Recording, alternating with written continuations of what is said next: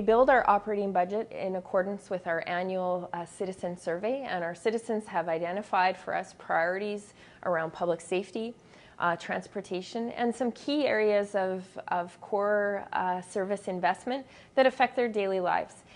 So some of the key initiatives in the operating budget, we're moving into year 2 of our 2-year plan on enhancements to snow and ice control.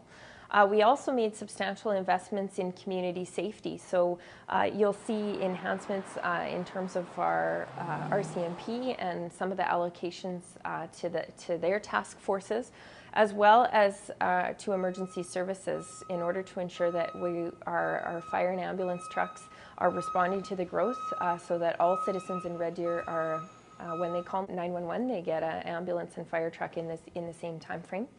And some of our key investments as well in key areas such as Action Bus, so making sure that there's accessible transportation for our seniors and our disabled population as well. When the budget was first tabled, it was a proposed 4.35% tax rate increase, but of course our economy changed in that time frame. And I will say that our community often identifies and challenges council and our city administration to go into the base budget and to say, look, it's every year, do you have to just keep adding to the budget? Why don't you go into the base budget to actually look at new ways of doing things? And actually this year, our administration last year had done so as well, but this year they found hundreds of thousands upon hundreds of thousands of dollars in cost savings.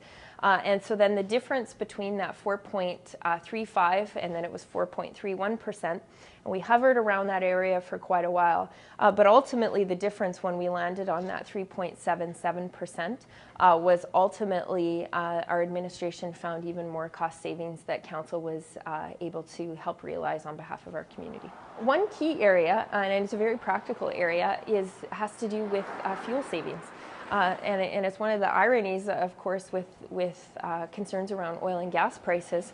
As a corporation that uses a substantial amount of fuel in the fleet, we were able to realize hundreds of thousands of dollars in savings in that. Another key area of savings was around recognizing that there's staff vacancies.